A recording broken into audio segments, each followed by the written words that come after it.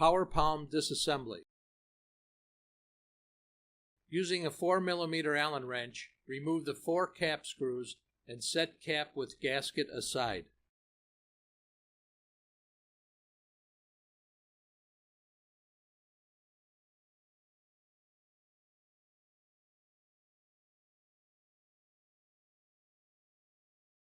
Remove the cylinder, slide cover, and dry blade assembly.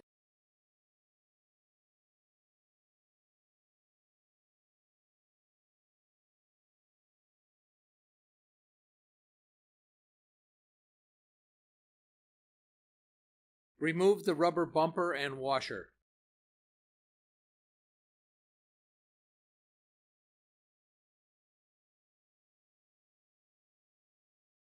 You are now ready to inspect the components of the nailer.